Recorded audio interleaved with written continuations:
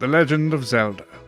One of the most iconic game series ever created, spanning 19 titles to date, not including HD remakes and remasters, it's changed the gaming landscape on multiple occasions. It's my absolute favourite game franchise, and I've specifically chosen not to do videos on it in the past, simply because I wouldn't know where to begin, and I personally find it hard to do videos on games I love since I primarily point out the weirder, bad parts of whatever I'm talking about. And how could I possibly find anything to do with The Legend of Zelda that's in any way, shape or form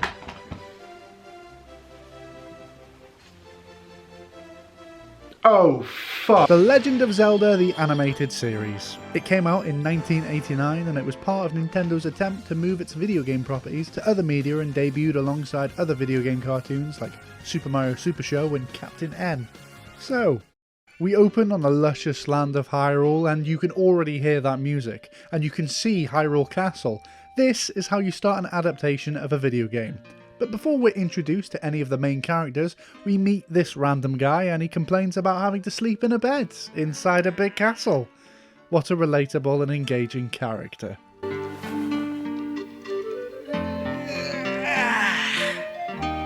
Yeah, another beautiful day in the magical kingdom of Hyrule. Boring place. I used to roam the world, fighting monsters and sleeping in mud. A hero's life. Now look at me. Living in a castle, sleeping in a bed. I can't wait until he dies. If he wasn't already your favourite character, his second duty is to check on Princess Zelda, as I'm assuming this is Zelda's protector before Link arrived in Hyrule. Okay, so there's one good reason.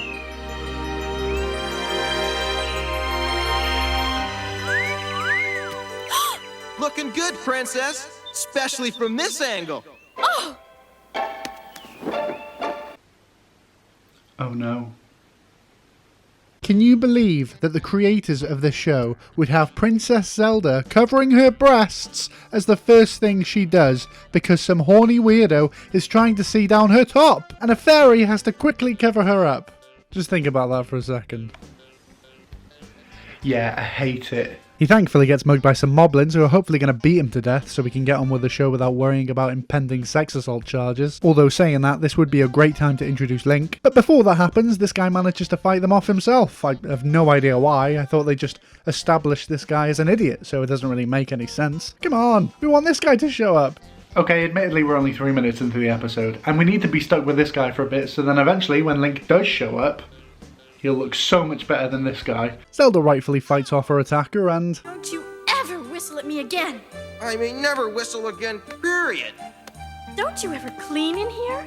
Excuse me, Princess. Wow, I hate that. He then lies about how many moblins he had to fight, and then guilt Zelda into apologising. I'd have asked the moblins to sweep up before I zapped them. There were moblins in here? When? About 10 seconds ago. About, 15 of them. But I don't expect any reward. No, sir. Just a smack in the face is enough for me.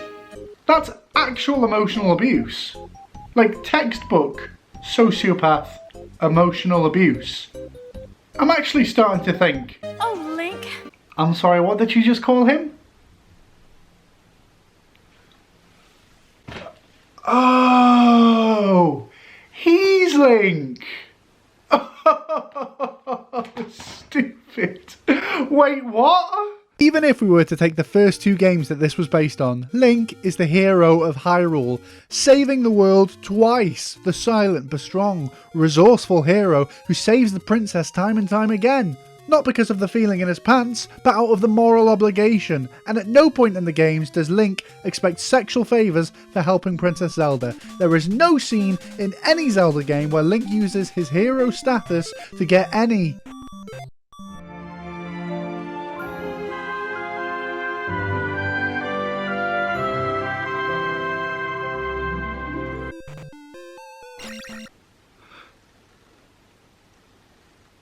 So for the whole show we get to experience two of the most iconic game characters of all time being snarky at one another, whilst they secretly think about each other's ghouly bits. Cool. This was a big trend in the 80s due to shows like Moonlighting and Remington Steele popularising sexual tension between two main characters, which is weird to say that about a kids cartoon in the 80s, no less a Zelda cartoon. Thanks Bruce Willis. Link is tasked with guarding the Triforce, to which he replies that it's too nice a day to do so. Stay here today and guard the Triforce. Aw, Princess, it's too nice a day. You know the rules, Zelda. I'll only protect you as long as the sun's not out.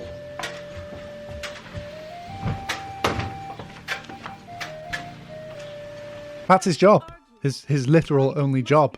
Guard the Triforce. And he can't because he'd you know what? Whatever. The Triforce is this, by the way. Instead of the traditional golden triangle Triforce, we've opted for a more shiny blue diamond looking deal. Because the word Triforce is subjective and can be whatever shape we want. Why don't you make it take the form of a good script, since that seems to be more of a valuable and unobtainable power the characters need. We then get introduced to Ganon, the main villain of the Zelda series, back when he was a pigman, before he transitioned into a more humanish looking pigman. He is the keeper of the other half of the Triforce and wants the other half because ultimate power, obviously. His plan this episode is to dress up like a magician and enter Zelda's amateur magician contest that she's holding for some reason. And then the Triforce talks to him, like this is Snow White and it's the magic mirror, only the magic mirror sounds like a game show host. But you're no amateur. You're a pro. Our next contestant is Ganon from Hyrule. He likes pretending to be an amateur magician and kidnapping women. Ganon from Hyrule, come on down! And that's all the weird stuff that happens in the Legend of Zelda animated series. Everything from here on out is just normal, standard cartoon stuff. Only joking, here's a fairy trying to fuck Link. You're a girl, Sprite. How can I get Zelda to pay more attention to me? Who cares? She's a snot. You should stick with me. You are correct in thinking that is Link's trusted fairy, who helps Link in all his heroic quests and is usually his compass and guide through treachery. Practically calls Zelda an uptight bitch because she wants to have sexual intercourse with a human-sized Link. Just think of the logistics. Sprite, you're only 3 inches high. During the terrible amateur magician contest, Ganon then makes a big massive dragon to try and draw Link out of the castle. This works like a charm, and he dives right towards the dragon, immediately gets pinned down because it is a dragon. What were you thinking, you stupid, stupid idiot? It's then Zelda who bails him out. Well done. Hey everyone, look, it's the hero. Look at the hero. Look how he cowers from a dragon that he dived towards with no plan. Oh, he's so good at being a hero. Look at him, everyone. It's stupid Link. Stupidest hero of Hyrule. Ganon takes the Triforce, which is probably the easiest thing he's done that day. Also, the Triforce is a triangle now. Out of here! Ganon's got the Triforce of Wisdom. And he's getting away. We'll never catch him now. Link just accepts the fact that Ganon has won, and Zelda comes up with a plan too. Why is he even here? All he's done is getting away so far. To be fair, it's not the best plan. Make tree, catapult in the air, figure out the rest while in the air. Whoa!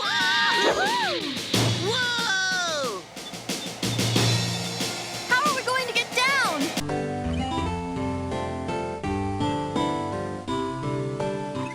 Then there's an action sequence that's actually fairly cool, although I don't see why he had to tie him and Zelda back to back. Surely restricting yourself by tying a woman to your back is like the first thing you learn not to do in weird small zappy dagger school. Nevertheless, they beat the skeletons and Ganon attempts to run away with the Triforce, which, by the way, is shocking that he even came this close to obtaining it. But he blows up and all is saved. Zelda is safe. Now get this belt off. No. What do you want? Link then refuses to untie Zelda until she gives him a kiss. Then we stay like this.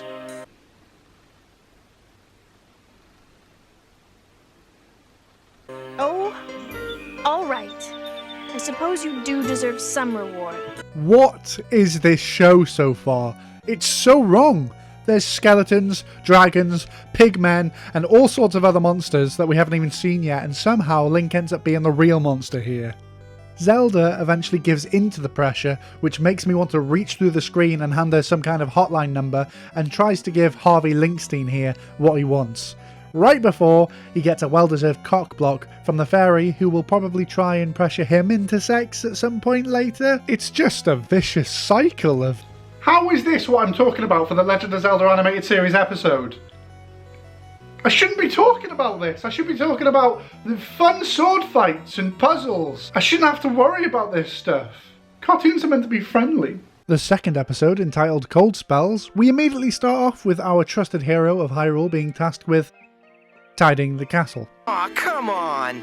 And look, for all the rapey vibes Link was giving off in the first episode, Zelda really uses it to her advantage here. She strings Link along to get him to mop by using her convincing skills. And are you feeling strong and brave and noble? You bet! Good, because it's time for spring cleaning. Alright, let me get one thing straight. I'm not victim blaming here, but maybe, just maybe, in this instance, Zelda kind of deserves Link being... No, stop cancelling me. Stop, just listen! Link knows what she's up to though and won't give in to her obvious attempt at manipulation and decides to pretend to have a cold. Hero of Hyrule, everyone. Zelda's then attacked by what she calls a Molby, but is actually a Moby. I'd remind her to get her mythical birds correct, thank you. This is a problem since Link is busy, yet...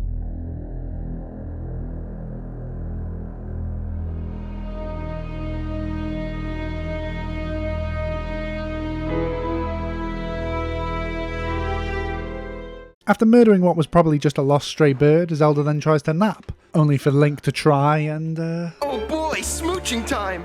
Ah! Oh!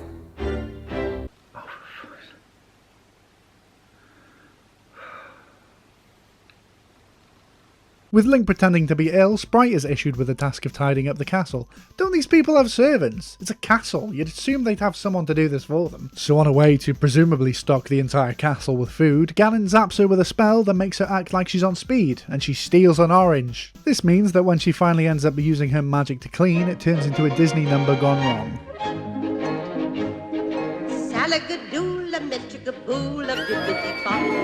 Oh god, the napkin's gone sentient! Whilst all this chaos is going on, honestly, I can't believe the Princess and the Protector of Hyrule, who are both on high alert at this point, don't notice this climbing up the walls of the tower. I mean, I shouldn't be surprised. These are both the same two people who moments later lose to a couple of flying blankets.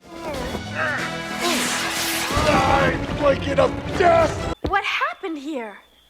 Well, I cleaned the doormat outside, and then I came in here to do my cleaning magic, and everything went crazy! Ganon! Hang on, how did you get to that conclusion? Why wouldn't you just assume she was a rubbish fairy who didn't know how to clean properly? Link and Zelda go underground and... Hey, don't go to a place called the Underworld and start stroking trees, then act surprised when it strangles you to death.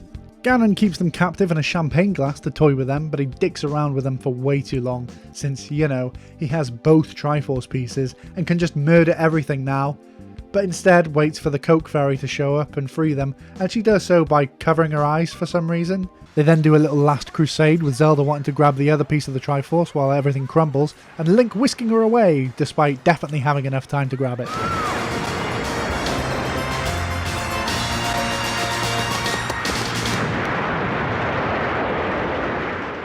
And look, despite all the horrible choices they've made so far, what I think they got right is the music and sound design. All the sword blasts, music and general sound effects are lifted straight from the video game. And even though 99% of this has made me want to stop existing, anytime there's a sound effect from the game, it makes me happy. And is also instrumental in reminding me that this is in fact an animated series of The Legend of Zelda. Apart from this random gun blast sound effect for Link's sword they use all of a sudden. Very good, Link. Don't know why they had to ruin the one good thing they had going for them, but they did, and I respect them for it. It's like they did research in the sense that they turned on the original two games and at least made it a couple of screens in, blindfolded. That's more believable than someone who looked at the game for more than 3 seconds, turning this into this. So on to episode 3, The White Knight. We open with Zelda wasting magic on doing her hair up because apparently her arms are useless all of a sudden, and then a ground tunnel happens which starts off a relatively decent action beat.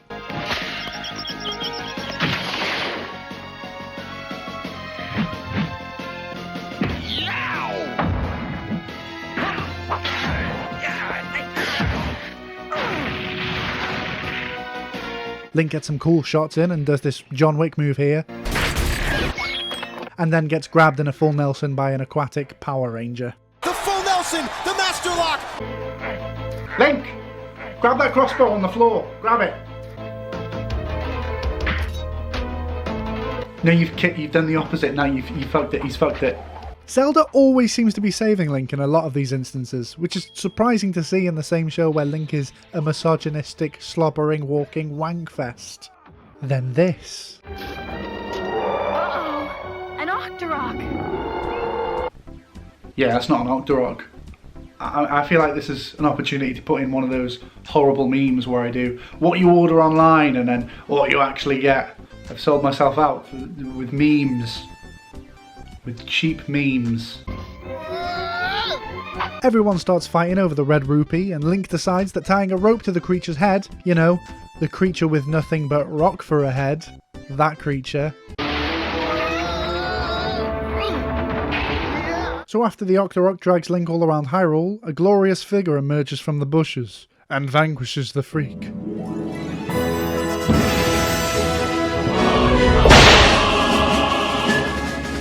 His name is Prince Facade, and Zelda gets so flustered by the glory that is Facade, she downgrades Link immediately to an acquaintance. Where are your manners? Stand up and meet Prince Facade. This is my friend, well, an acquaintance. Somebody I know slightly. His name's Stink. Facade then treats Link like a dirty peasant, which is actually less than he deserves really, and takes Zelda back to the castle.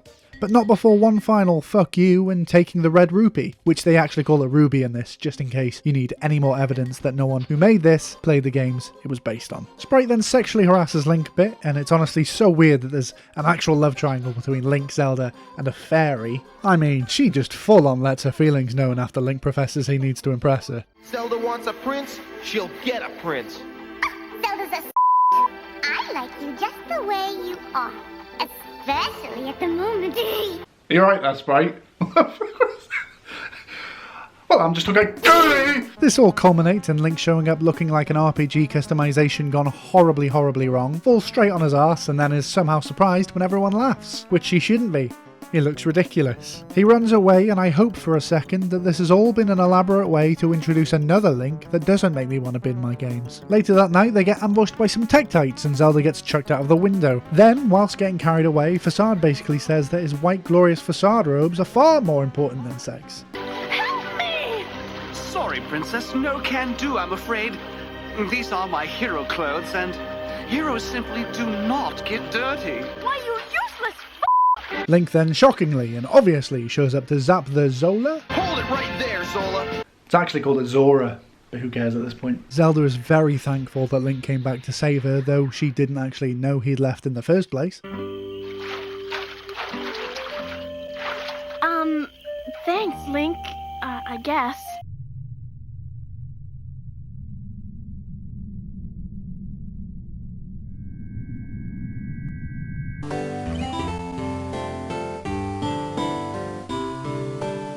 I'm so glad, really. I would have done it myself, but you know how it is. You!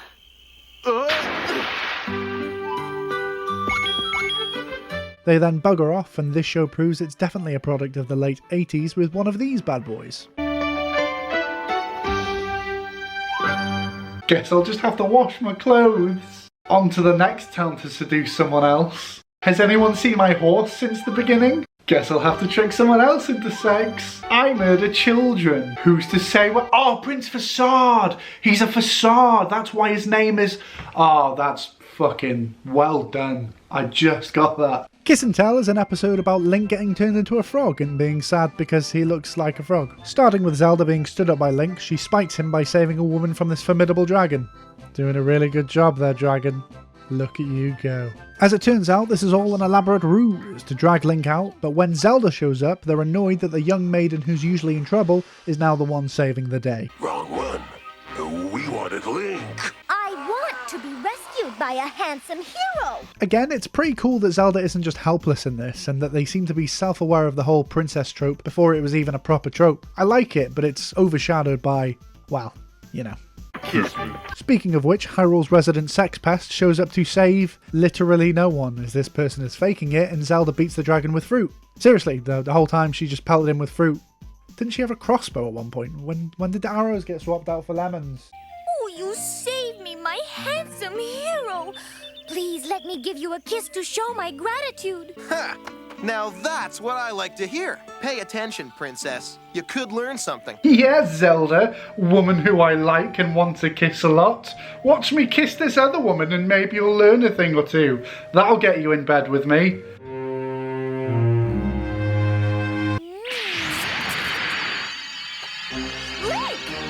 Then Link's a frog, and Ganon seems to think this has Link completely out of action, but surely if you had the chance to afflict him with something, it'd be death, not just turning him into a frog, because he's the same as a frog, maybe just a bit sadder, whereas death is a bit more permanent and yields better results for taking over the world, Ganon. I promise, just listen, stop turning people into frogs. I don't know why, but Ganon seems to want Zelda all of a sudden. This is the first time he's really been bothered about kidnapping her at all. Usually it's about the Triforce, but I guess even a pig demon gets lonely. And true to his word, he just shows up out of a tree and takes Zelda within about 20 seconds. Link goes back to the castle and scares Sprite with his hideous face, and they try to figure out what to do. When one Jesus fucking Christ, I forget that thing talks. one must seek out the one who's wise. Yeah! Like who? The Witch of Walls will help you best. To find her, you must make a quest. Seek the wall that has no end, beneath the bough that cannot bend. The Triforce gives them a riddle, saying they need to seek out one who's wise. There is actually a Triforce of Wisdom in the later games, but at this point there was only two. Ganon has the Triforce of Power, so I guess that means that this one is the Triforce of Courage. It would make a lot of sense if this was the Triforce of Wisdom, telling them to seek out someone wise, so we get this stupid riddle instead of just telling them where to go, because we need a plot for this episode, even though they just find it immediately. Now all I have to do is find this Witch of Walls! You called? So there was literally no point in the riddle bit. She might as well have just said, go to the wall with a lady with a Picasso face and she'll tell you where to go next. The cure is simple. You must be kissed by a princess of her own free will. You know, as opposed to Link's speciality, which is kissing people against their will. What kind of problem do Hyrule have when the key to breaking a spell is consent? Your father will pay dearly to get you back. The price? One Triforce of Wisdom! They just said Triforce of Wisdom. So the Triforce of Wisdom really was telling them to find someone, but I can't do this anymore. This is fucking ridiculous. You know, I don't know why you keep on doing this to me, but life's too short for this. Alright, just a little bit more. And perhaps a little kiss. Ganon, no, don't you start. You're the only one who hasn't done this. Link will rescue me. He always does. It's his job. Link? He's spider food by now! He's talking about these spiders, by the way. Apparently these spiders were meant to eat him. His plan was to turn Link into a frog and have spiders eat him. It's impeccable. You've done it again, Ganon. Master of plans.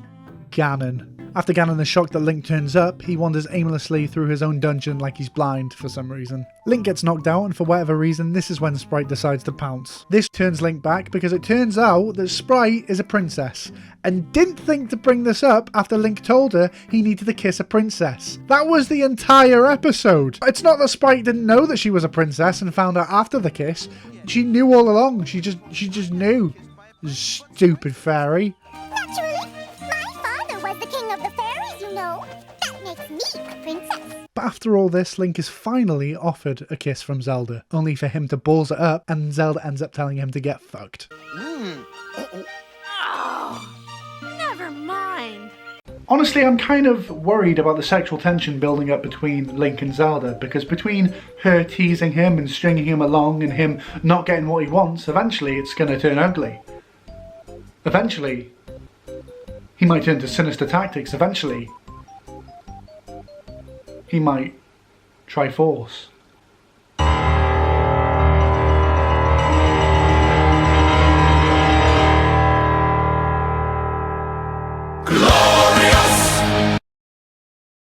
And those are the 4 episodes in the Legend of Zelda animated series. I know we all had a... There's 9 episodes left!